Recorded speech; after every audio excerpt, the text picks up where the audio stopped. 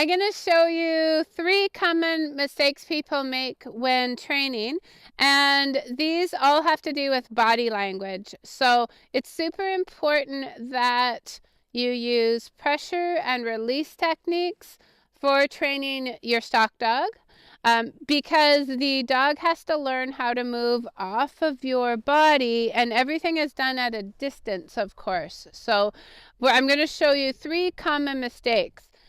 The first one being that you apply pressure to your dog all the time, unintentionally usually, without releasing. And it's actually the release of pressure on your dog that's the most important part. So here's an example of applying too much pressure. So remember, pressures can be anything, a more aggressive type stance towards your dog. This might mean just visually staring, or it might mean also focusing straight on. So I'll show you what this looks like. Come by. Here, Ted, come by. So Ted's a young dog here. I've got a flag here as well, just to show you this can be a tool used as part of the body language.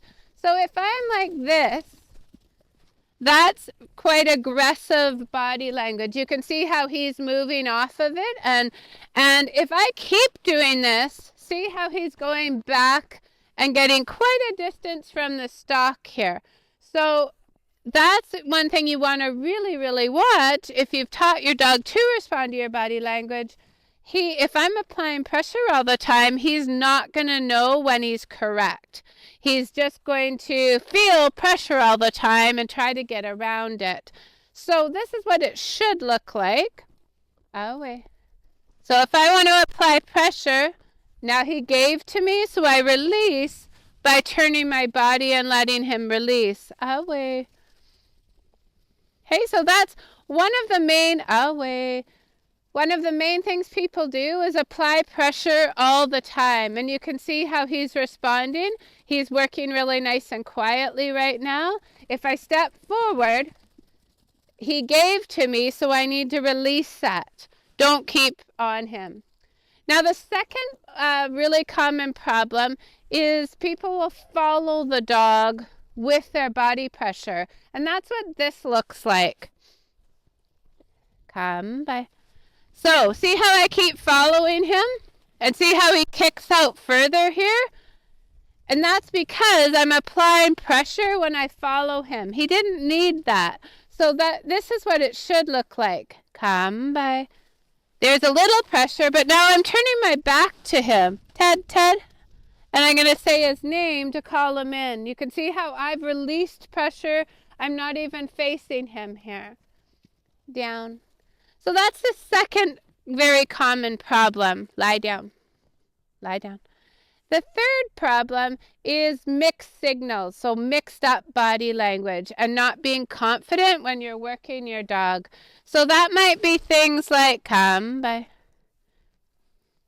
Like might be something as simple as being really loud. Ted.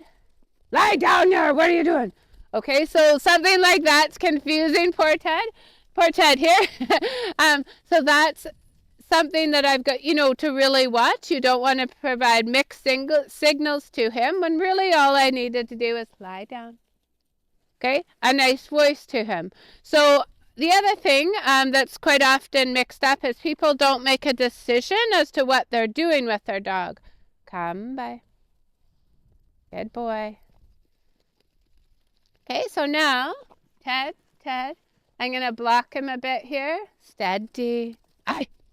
Steady. So I just gave him one little correction there. And then let him work nice and quietly.